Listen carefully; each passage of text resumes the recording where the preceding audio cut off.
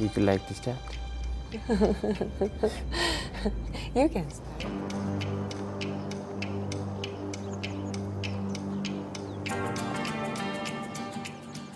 I'm Arun Bhattarai. I'm the Bhutanese director of Agent of Happiness. I co-directed the film with my very close friend Dorottya Zurbó from Hungary. We worked on this film for over 5 years, and we are very excited to bring it to Switzerland, a country which in some way I find very similar to Bhutan. So I hope that you can enjoy the film.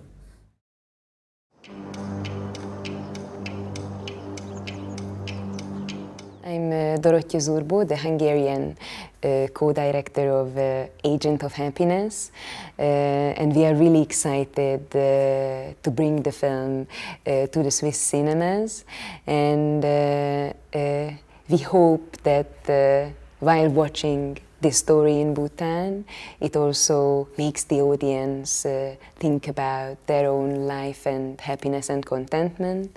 And the film, it's a journey in a place which is not so well known around the world, but it takes you to the heart and mind of Bhutanese people. So hopefully you will enjoy it.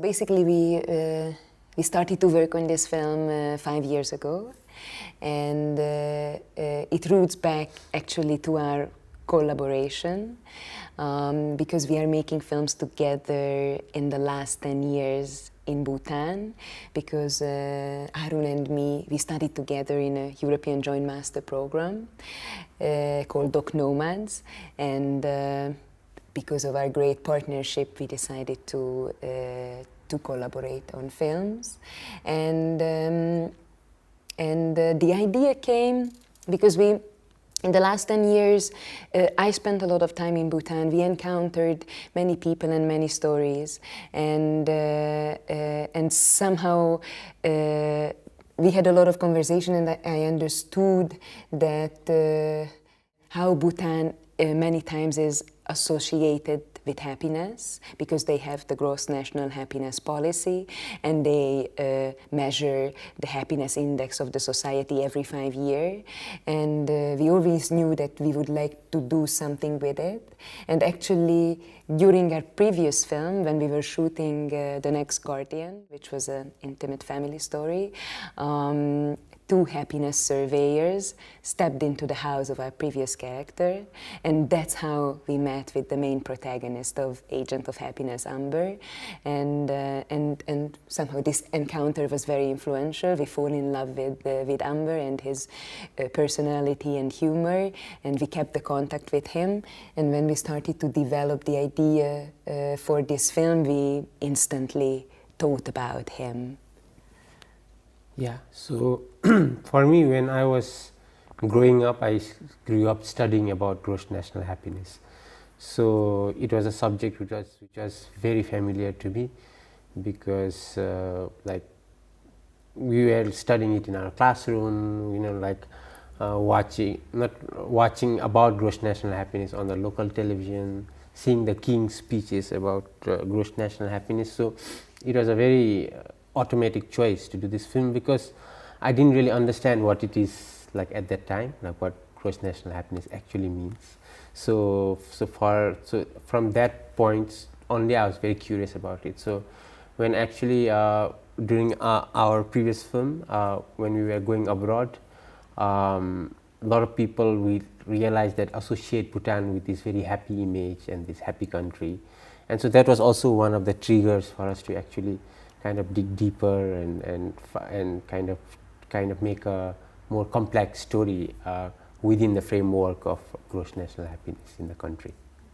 Yeah, and also basically the idea and the concept was that every 5 years the happiness index statistics comes out, the results of the national survey, and somehow we wanted to look behind the numbers and the statistics and show and express the real human stories and the real feelings behind the numbers. And yeah, and we had this idea to follow the agents, and it's a great opportunity to have a journey in Bhutan and maybe to get a local insight into the mind and soul of people and create a multi-portrait of the society.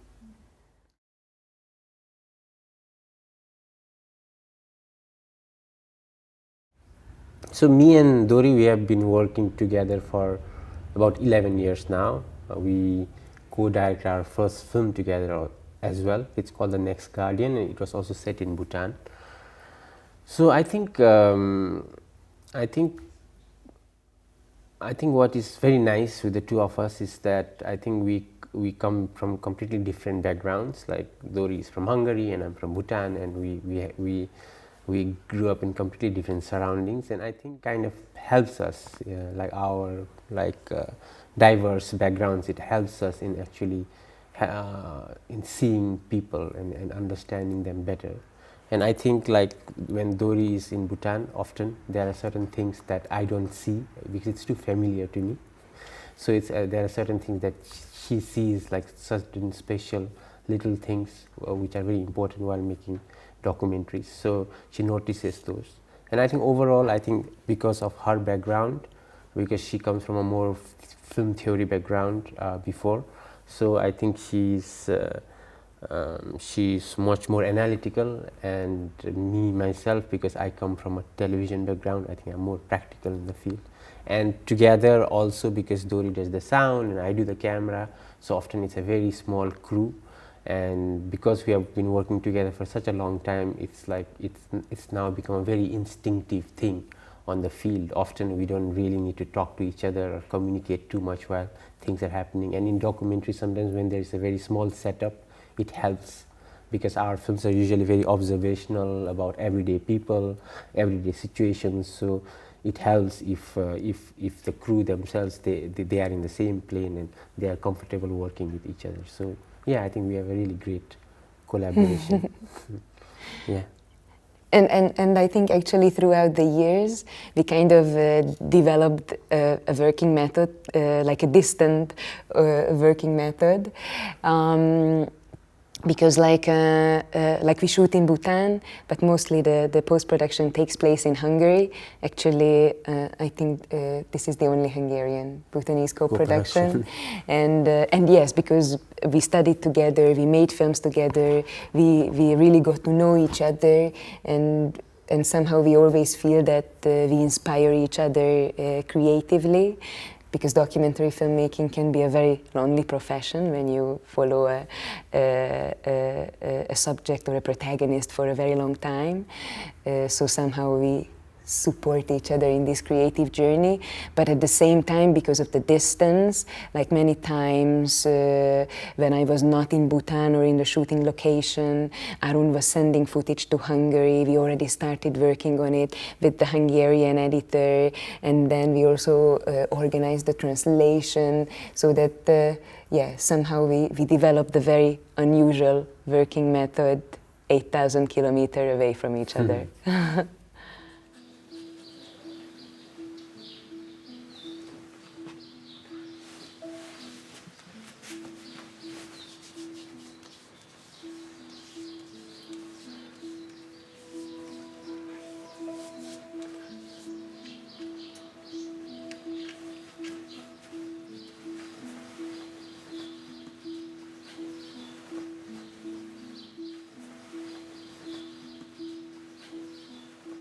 I think because we develop a very comfortable relationship with the two agents themselves, we became really close to them.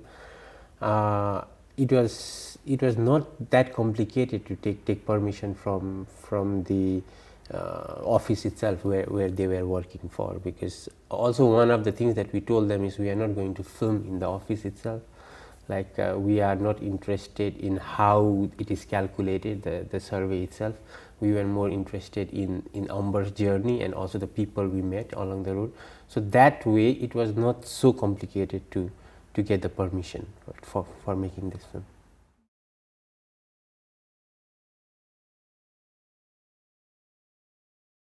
You can start with the challenge first. I think shooting in Bhutan, it's always very adventurous, and you have to be prepared of many unexpected situations. But also like the physical circumstances of the film, that it's a road movie, and we are with a small car, we are traveling together. That was already kind of a big challenge, because like the roads in Bhutan, the Himalayan serpentine, many times it's not in a good condition, or the water can wash away the road. So it was basically we never knew when we are going to reach to a certain village or location where they were doing the survey. And many times the car got stuck in the mud, and then and then we had to find solutions to rescue it. So I think that was like the physical conditions were not easy all the time. Yeah. And also for like other challenges, it's more about that we started to shoot this project in 2019, and we started to develop the project, but then COVID hit in 2020, so for a long time we were not able to shoot, and that really prolonged the production, and also like for us like to organize this distant working relationship, that we had to translate all the footage, because we were working with the fantastic Hungarian editor Peter Sas, and then that's how we were like working with the material. But because we developed this working system between us during the previous film, I think we got used to the challenges. Yeah, and one of the biggest challenges also, because we have because this is a multi-portrait, this film, there are so many characters in the film. So in documentary it always requires that you are in touch with everyone, and you have to kind of make sure that everybody knows that you are still continuing to do the film.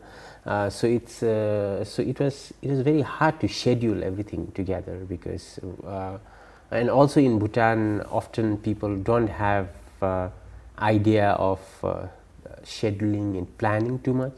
Like often when if you schedule a meeting for tomorrow, they won't be there, and it's completely understandable.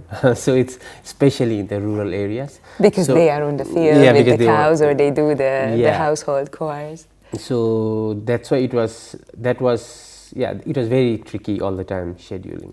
And also we had to because most of the situations, the service situations, were very spontaneous, because we were following the agents and then we were meeting them. So often we had to kind of convince people as well to say that this is what we are doing and we are following the two of them, and just to be comfortable. And most of the time people were willing to be on camera. There were just few who weren't, but that was also a challenge, to maintain the authenticity of the survey itself, like the actual situation itself, while we were shooting it.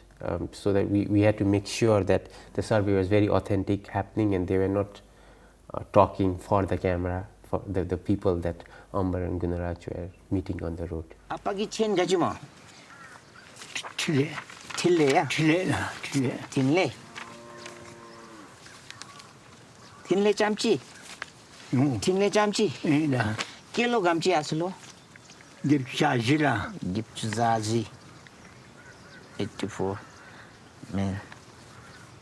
84. 아빠기 닌 잡지야 해마. 틸레링이다. 예. 아빠기 닌 잡지야 해마. 누구야? 닌 암수. 시라. 감지찌 뭐 암주 찌 잠찌.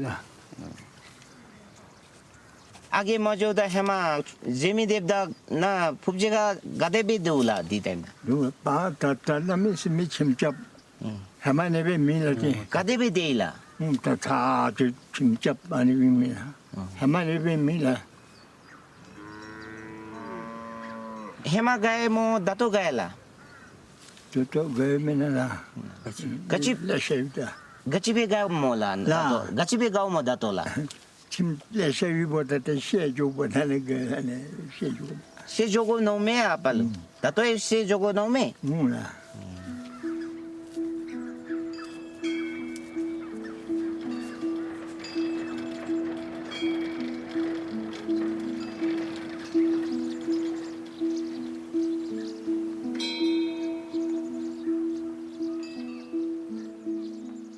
But what was actually really surprising for me that how open the people were to the survey, and many times they really opened up to the questions and shared their innermost feelings. And somehow I experienced it that most of the people feel that that it's almost like to reply to the questions of the happiness survey, it's an honor because it's the project of the government, and they felt kind of respected that they can give the replies, and it was always really beautiful to see that some of the questions are related to psychological well-being, emotional questions that are also portrayed in the film, and we felt that many times it was the first time that some people were replying to these questions or reflecting to their life, and because they were engaging in a very long conversation, sometimes the situation of the happiness survey itself became therapy for the characters. So I think that was the atmosphere that we were trying to capture during these situations.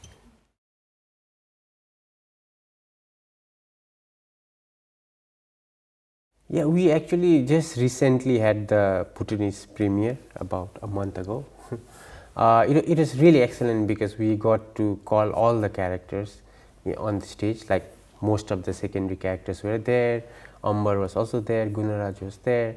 So it was actually, it is really great actually showing it in public to people, and I think there are certain nuances and cultural references sometimes only a local audience can understand, and we could feel that the audiences were also kind of understood like what we were trying to say through the film, and they understood the humor, and there was a lot of laughter as well, and some people were crying as well. So it was a very joyful, it is a very special moment to show the film in Bhutan. Yeah.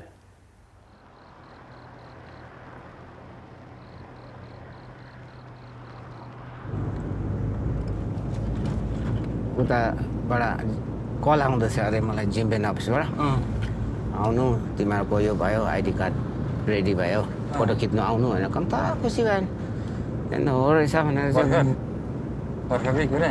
हो रहेछ भनेर चाहिँ म कुदेर गएँ नि त अनि कुदेर गएर त्यहाँदेखि गाम्नी साम्नी लगाएर सबैको रहेछ आइडी कार्ड सबैको यो यस्तो नाम बोलाउँदै दिँदैछ अम्बर यस्तो भाइ यस्तो सबैलाई लगेर दिँदै त्यहाँदेखि अन्त त्यो पाएर चाहिँ भोलि पर्सिपल्ट नै मैले टिकट सिकेटहरू काटेर रेडी भएर चाहिँ गएँ एयरपोर्ट गएर त्यहाँदेखि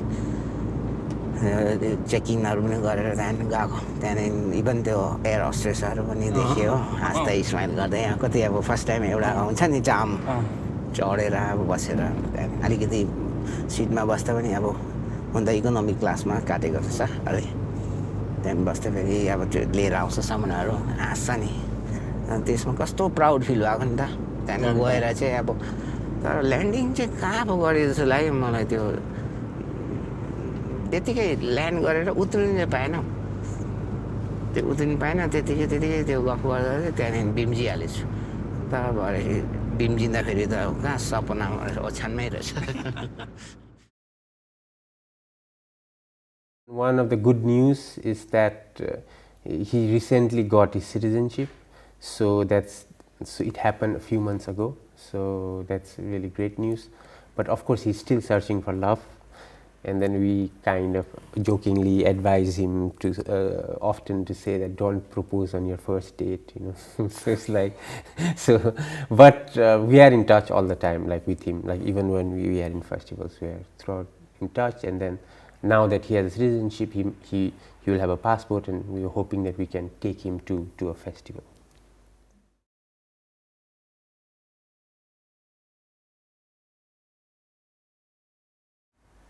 I think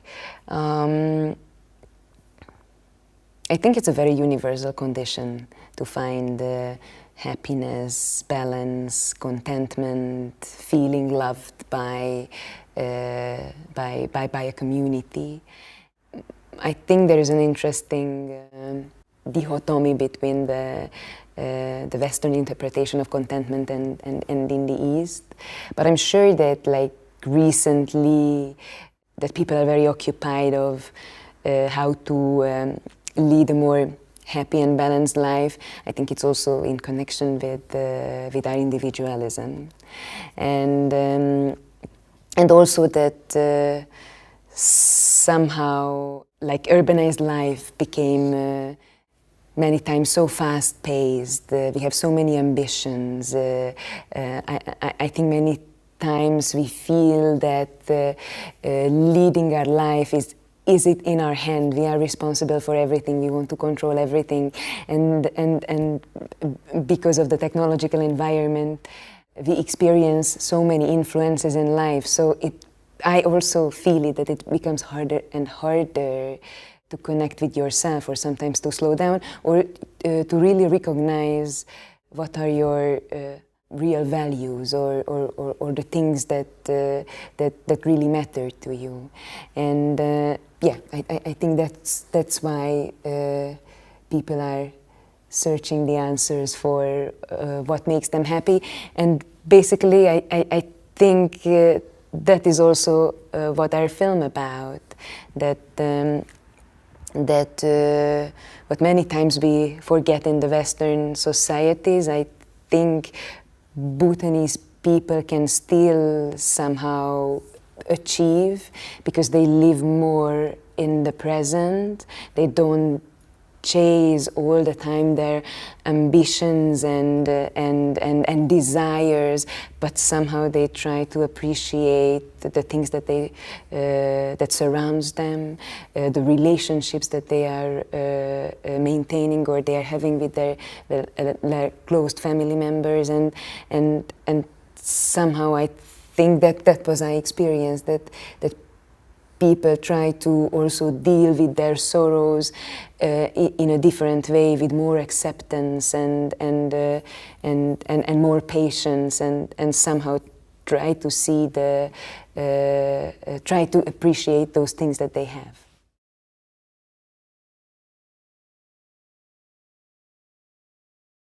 We are planning to work on something, but right now we don't have like a topic as such. I mean, we have such a great relationship, so it would be a pity not to work on a new one together. But maybe something in Hungary or in Bhutan. But really, this year we were mostly because this film took like 5 years. So this year we wanted to kind of take a break, and also we are traveling a lot to film festivals. So probably towards the end of this year, we can maybe start thinking of something new.